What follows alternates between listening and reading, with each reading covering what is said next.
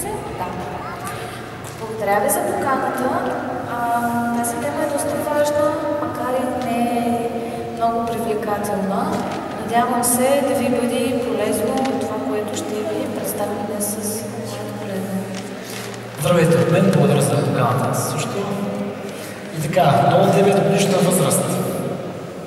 До 9 годишна възраст се създават основните регулаторни системи и базовите функции за функциониране на човека. Ние обаче, въпреки че така е зададена темата 9 години, не искаме да се фиксираме към точно определена възраст. И вие след лекцията да останете с впечатление, че когато детето навърши 9 години, ние му връчваме телефона и оттам вече започва той да се борави с него. Може да са 8 години, може да са 10 години. Точно това е идеята, да не се създават някакви стигми, догми и определени фиксации към определена възраст. Когато точно трябва да дам телефона на детето. Важно е да се отбележи, че всеки един период от тези, които тук виждате, за да се развие пълноценно, трябва да бъде пълноценно развит и предходния период. Също ще вметнем, че по време на самата терапия и при екранна зависимост, всяко поощряване или наказание към детето не трябва да бъде свързано с телефона. Това е основно. И пак, избягване на определени фиксации. Точно 9, точно 10 години. Важно е да отбележим, че до 9 години основните регулаторни системи, но вече как точно и кога точно, родителят трябва да разбере. Как ще разбере, ще разберем след малко.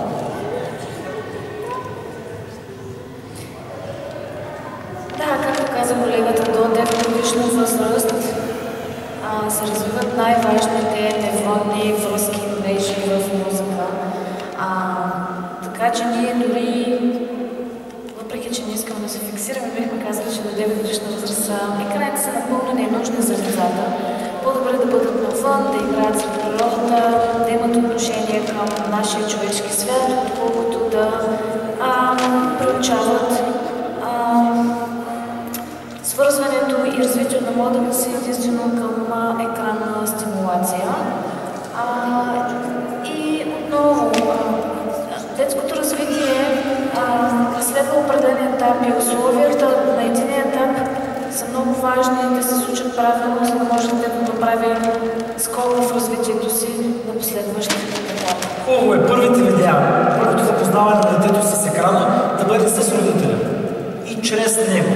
Родителя да пита какво правиш на видеото, как го правиш, хайде сега да го направим, това да бъде първото изложение към екранното устройство. Да, бих добавила дори използването на екрани да има всъщност отношение към реалния свят. Тоест неща, които могат да бъдат директно приложени след това в реалността, било да научим нещо, как се прави и задължително да, ако е възможно, да бъде в компанията на други хора. Тоест не човек сам да се отплесне и да прекара часове в екрана, а по-скоро да има някакви взаимоотношения. Дори гледането на филм да бъде в компанията на приятели, на роднини, на семейство и така нататък. Защо ще обясним пак след малко? Ето ги проявленията и симптомите.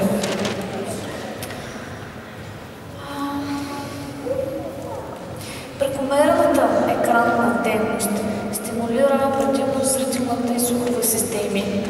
И когато това се случва много рано в детското развитие, това затруднява развитието на всички други сензорни системи. Най-честите проявления и симптоми, с които ние се сблъскваме в центъра, при всяка една възраст, не само при децата, са тези, които се виждате на екрана, може би не се чете добре. Нарушение на съня, прекалено кратък сън, прекъсвания, невъзможност за заспиване. И както може би знаете, нарушенията в съня винаги са свързани с дефицити във вниманието, концентрацията и хиперактивност. Често имаме нарушения и в храненето, особено при малките дечица, особено дечица, които се хранят гледайки екрани. При тях имаме проблеми и с дъвченето, и с избора на храна. Както казах, зрителната система е толкова стимулирана и свръхактивна, че всичко се обработва като идващи стимули през зрението. Тоест, какво избирам да се храня не е на база дали ще бъде полезно и дали е вкусно, а по-скоро как изглежда. Главоболията са често срещано явление. способност за емоционална регулация, което включва тези импулсивности. Дори, може би, много от вас вече забелязвате деца, при които отнемането на екрана често води до изблици на агресия или само агресия. Характерни са за всички възрасти, не само за деца. Между отношения са характерни за всички, защото в последно време всички сме се изолирали с екраните. Това е много лесно достъпно, средство за бягство от трудността и от проблемите ни. И по някакъв начин е по-лесно да прекараме време на екрана, отколкото да разсъждаваме, да мислим, да общуваме и да се свързваме един с друг. И точно това е една от причините да става въпрос за зависимост на екрана. Тук сме да сложим една снимка от функционална оценка. Така изглежда апаратурата, с която замерваме с 18-канално ЕЕГ функционалността на мозъка и различните свързаности между невронните мрежи. Това, което виждате тук като честоти, тук е изобразено с цветове, отговарящи на различните честоти на мозъка, алфа, дета, тета, делта. Това, което виждате в червено и зелено, са алфа и тета вълни, които би следвало да се проявяват, когато човек спи или в релаксирано състояние с затворени очи. Много често при нашите пациенти това се случва с отворени очи, което ще рече, че мозъка е зациклен в едно сънищно състояние, дори през деня, дори в будно състояние. Сме в един междинен режим, който нито спим, нито сме будни. И това се отразява дългосрочно върху здравето ни. Един от маркерите, който съответства за екранна зависимост и за прекалено излагане към екраните. Съветвам ви, между другото, всеки един от вас да се погледне екранното време, всеки телефон трябва да има апликации такива за екранно време. Погледнете го колко е и на коя апликация отделяте най-много време. Защо всъщност става въпрос за зависимост? Защото по нищо друго екранната зависимост не се различава от останалите зависимости. Познавате ги алкохолна, хазартна, всякакъв тип зависимости. Екранната зависимост също съответства на това да се отделят определените невротрансмитери, които се отделят при останалите зависимости. Екранната зависимост служи за бягство от реалността, което е дефиницията за зависимост. Екранната зависимост, обекта на екранната зависимост, така е трудно да се отделим от него. Отново, изцяло съпоставимо с другите зависимости и вече функционирането пак съпоставимо с другите зависимости. При прекомерно излагане имаме нормално функциониране, т.е. свръхактивация на нервната система от една страна, а от друга депресивно функциониране. Изключеност, невъзможност за включване в живия живот, липса на концентрация, виждате децата как се не могат, липса на фокус, липса на дисциплина, липса на отговорности. Ще ги видим после в отделните периоди как са. Да. Тук бих добавила и наблегнала на това, че докато при другите зависимости обикновено достъпът до тях е 18+. Единствено при екранната зависимост все още нямаме такива ограничения. И всъщност пораженията върху нервната система при малките деца е най-трайна и най-тежка. Докато при един човек, който вече е на 18-20 години, даваме изградено вече някакво функциониране здраво, което може да бъде разрушено и да се влоши като памет, концентрация, мотивация, дисциплина. Докато при малките деца тези неща понякога тук няма шанс да бъдат изградени, затова е много важно да ограничим максимално екраните в детска възраст. Да, първата зависимост, която може да се формира при човека е тази. Най-ранната. И първа. Няма друга, която да се формира по-рано от екранната зависимост. Също така неврологичните пътеки, които се изграждат и които после се превръщат и в поведение, всъщност са същите, които говорят за всички други зависимости. За това е зависимост. Само да вметнем тук, че нещо много важно, съдържанието на екрана на електронното устройство, за да се създаде самата зависимост, няма значение. Да, има значение за страха на човека, за това как ще го възприеме, дали е агресивно, дали е сексуално съдържание, но само по себе си за създаването на зависимост съдържанието няма значение. Дали е образователно, 10 часа гледам образователни видеа, не е окей. Сега ще разгледаме нарушения, проявления и симптоми в различните периоди, от най-ранна детска възраст до 35+. За целта обаче е нужно да ви запознаем с тези термини, които сме въвели. Котва на развитие съвсем интуитивно. Във всеки период от тези, които ще разгледаме, в който се установи екранна зависимост, развитието след това става затормозено или дори спира. Съвсем интуитивно котва на развитие. Въведохме и преди няколко години термина екранна травма. Защо травма? Екранната травма по нищо не се различава от травмата такава, каквато я познавате. Тоест, след даден период на терапия или след вече изчистване на затормозеното функциониране, т.е. човек се функционира нормално, особено при децата, при повторно излагане на екрани или пред обекти, които съпоставят екранните устройства, може да се извика същото функциониране, което е било по време на екранната зависимост. Тоест, това е един капан, който трябва да внимаваме с него. Прилича, може би, на релапса при другите зависимости. Тоест, човек винаги си остава, поне до сега, като възстановяване, човек винаги е склонен евентуално отново да регресира към някакви зависими поведения, които е имал преди лечение или възстановяване. Въпросът с екранната травма е, че тя възниква обикновено много рано и остава белег в функционирането и на мозъка, и на нервната система. И дори да спрем екраните, дори да има период на детокс, това функциониране остава заседнало някъде там в периода на развитие, в който е възникнал. И много често това, което виждаме в нашите изследвания на мозъци, така наречената функционална оценка, много често виждаме как една част или една регулаторна система работи на едни обороти, друга работи на друга честота. Има една дезорганизация в мозъка вследствие на свръхстимулацията на зрението и на слуха за сметка на всички други сензорни системи. Това много често се изразява дори чисто физически при децата. Имат свръхчувствителност в някои зони на тялото или хипочувствителност в други. И се отразява дори на двигателната им походка, това вървение на пръщчета, което може би много често ще започнете да забелязвате дечица, които пърхат с кръвца и с пръщчета. Сега, може да ги разгледаме периодите най-ранна детска възраст. Аз вече започнах да обяснявам какво е ранната екранна травма.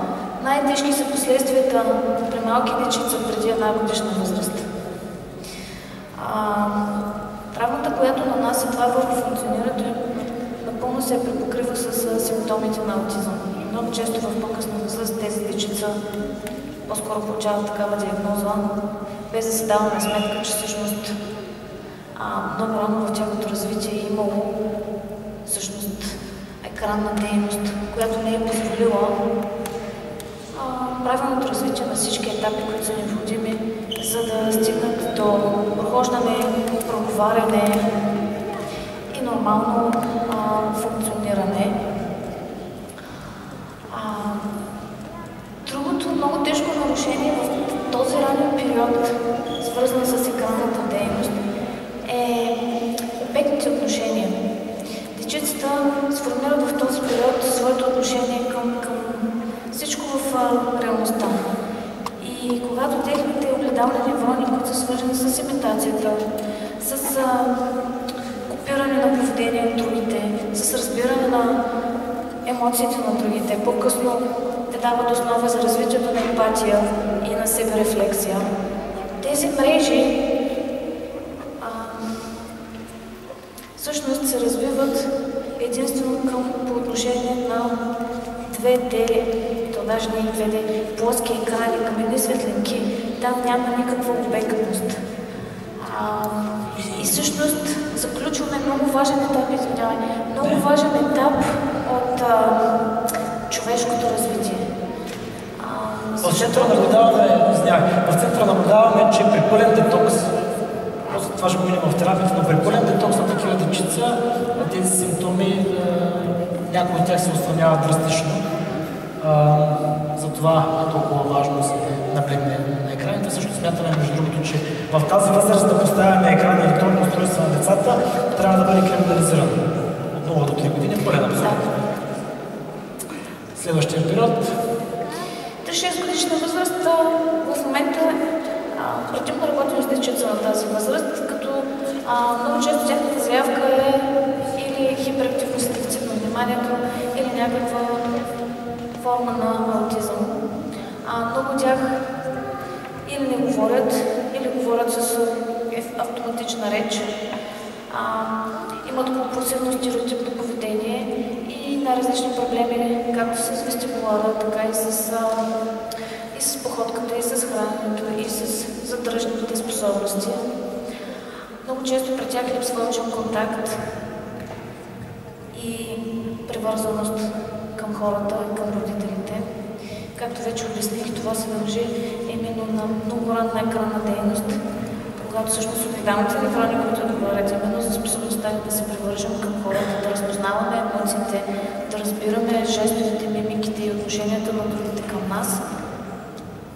Тези невронни мрежи се улавят от екраните и там нямаме дори обратна връзка. Тоест, системите, които трябва да отговарят за това ние да общуваме с другите, биват заклещени в един екран, който не може да даде също обратна връзка и оттам се получава каскада от последствия. Да, заместват по нездравословен начин. Голяма част от тези, между другото, са характерни за възрастните. Ще ви след малко.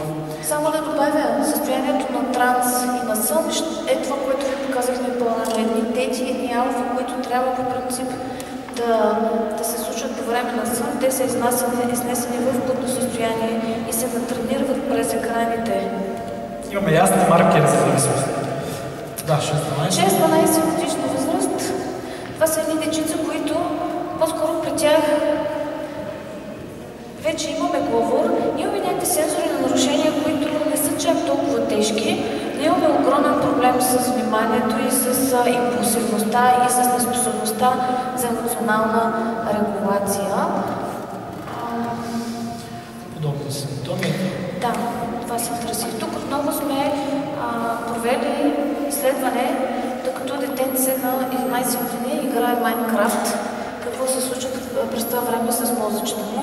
И както виждате, отново имаме зелени, червени, не знам как да ги нарека, пикове, което означава, че мозъкът спи. И си представете как това нещо го тренираме всеки ден по няколко часа като състояние в децата, които играят. Да. 12 годишни. Само да кажа, там момчето с сивия случай, откакто съм дошъл на телефона и не знам с екранното време как ще, но после ще го видим колко екран на време. Откакто съм дошъл там, ще ми е любопитно да го видим как е. Да. 12-18 годишните, като момчето с случай. Децата ли на тая възраст не случва? Ами така го много преценихме. Имат проблем с мотивацията. Не им се ходи на училище, не могат да запомнят нещата, не им е интересно. Реалността е твърде бавна за тях. Всичко е супер скучно. Много от тях, между другото, писали сме там фоточувствителност. Много от тях имат толкова мощни алфа вълни с затворени очи след екранна дейност, че параметрите наподобяват на епилептични състояния. Понякога идват дечица при нас, които правят гърчове по време на сън или при събуждане, които отново, когато провеждаме изследване, се оказва, че зрителната им система е толкова свръхстимулирана всеки божи ден, че в един момент това води дори до развиване на фотоепилептични състояния. Да, тук вече се намесва сериозно социалната среда, отново затормозяване за включване в живия. Много им е трудно. Не са мързеливи, но им е много трудно да извършват дейности в реалния живот. Особено ако предходните периоди, както казахме, не са развити пълноценно, възможността за създаване на приятелски отношения, на така ученическа близост, на всякакъв тип отношения с околната среда и с хората в нея е затруднена в този период. Много компулсии и типове също така. При много дечица в даден момент това свръхнапрежение, което, значи, представете си, зелението и слуха са активирани на максимум, за сметка на всички останали телесни функции, които трябва да бъдат приспани, докато това се случва. И в един момент се получават едни такива хиперактивни състояния. Много често получават диагноза хиперактивно заради това. И много често тези стрес реакции, които се случват по време на екранна дейност, не могат да бъдат разтоварени по някакъв начин, в даден момент се прекарват път, като различни типове или стереотипни поведения, дори и при деца на тази възраст. 2 минути ми казват, че има това напред. При по-големките подобни симптоми най-характерното е стресът, тревожността и депресията, такива, които ги познавате, присъстват вследствие на екраните. Да, тук нямаме ранни екранни травми, но тук имаме много добър способ за бягство от реалността и от решаването на собствените си проблеми. В един момент е много полезно да живеем в виртуалния свят. Инфантилизация. Много интересно. Годините, които съответните години, които на тези години трябва да се вършат важни, отговорни решения, да се вземат такива решения, всъщност са изместени и хората на 30 плюс години въобще не могат да вземат тези решения. Те се детеняват и имат съвсем детско поведение отново следствие на това. Отново тук подобни нарушения. Нямаме време, може би. Нямаме, че малко ще продължим. 2 минути са ни малко. Още 2. Минимум, още 5. Добре. Защото сега минаваме към същността. Да, каква е терапията? Сега парадоксално започваме с терапия на родителите, а не с терапия на децата. В центъра как се случват нещата, едновременна е терапията. Един терапевт работи с родителя, другия с детето. Защо? Защото трябва да се създаде една оптимална среда за развитието на това дете, също за развитието на всеки един член от семейството и за развитието на семейната единица като цяло. Екранните деца, това не са само деца. Екранните деца са и родители, както разбрахте. Екранни вътрешни деца имаме вече, може би. Да, още в началото запознаваме родителите, както се казва, познаваме вас. Защо става въпрос на зависимост, какви са указанията и как ние трябва да се отървем от тази зависимост. Също разглеждаме техните родителските травми, фиксации, автоматизми. Как точно става това? В началото правим една функционална оценка на родителите ЕЕГ на единия или на възможност за двамата родители. Видяхте маркерите, какви са там за екранна зависимост. После същността е биофидбек терапия. Какво значи това? Снимане на сигнали от тялото на родителя.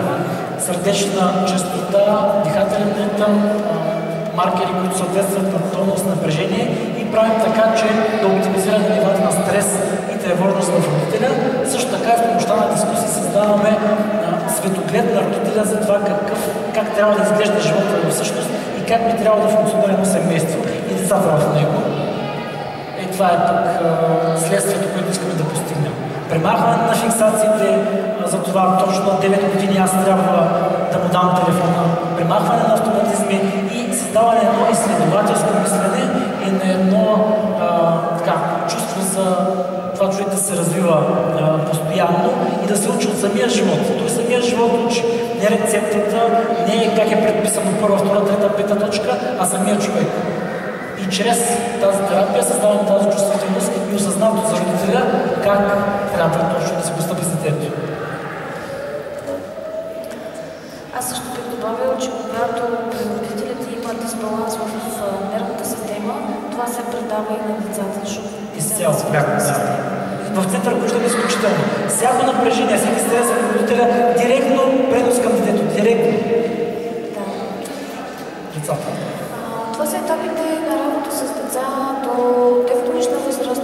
Когато са невербални, при тях не използваме апаратура, при тях работим за възстановяване на всички пропуски в развитието, така, защото в даден момент те да имат всички условия необходими за да преговорят. Невербалните това? Вербалните? С вербалните работим с апаратура, която всъщност помага за трениране и за постигане на оптимален здравословен модел на функциониране. Дори когато ползват екрани. Както се усещате, резултатите от нашата терапия могат да доведат във всякакви посоки. Най-важното, което трябва да отбележим, е спазване на нашите указания, при включеност на самите родители, при успяване да създадат едно доверие към нас и към терапията, при успяване да се разградят тези автоматизми и фиксации, които имат, виждаме изключителен напредък в развитието на децата, на самите тях и пак на семейната единица като цяло. В случаи, които има отсъстващи родители, неангажирани родители, недоверие в родителите, пряка е връзката. Развитието на децата бива саботирано и компрометирано. Имаме случаи, които има отпаднали от терапията, билото при един или при двамата родители тотално неангажирани. Имаме случаи в пълен разцеп. всеки един член на семейството, когато указанията се спазват и автоматизмите биват преодолени. Тоест започват да слушат самия живот, какво им казва, как трябва да свършват нещата. Да, защото децичета всъщност много лесно подават на промени, техните можете са много пластични, те много бързо започват да се променят и да се възстановяват и всъщност ролята на родителите е да могат да предоставят промени и в средата, така, защото да запазят тези промени и да ги утвърдим след това. Имаме тук конкретни някакви примери. Да. Аз вече ги много казах тези неща. Мисля, много е важно да възстановим оптикалните неврони и привързаността към хората. Особено най-малките. Проговарянето се случва най-накрая. Важно е първо децата да започнат да имат разбиране, да могат да започнат да владеят телата си, сензомоторно да интегрират всичко, което има било като пропуск в по-ранните етапи. И така. Все по-включени, все по-осъзнати. Това знаете. Е много истинска. Благодаря.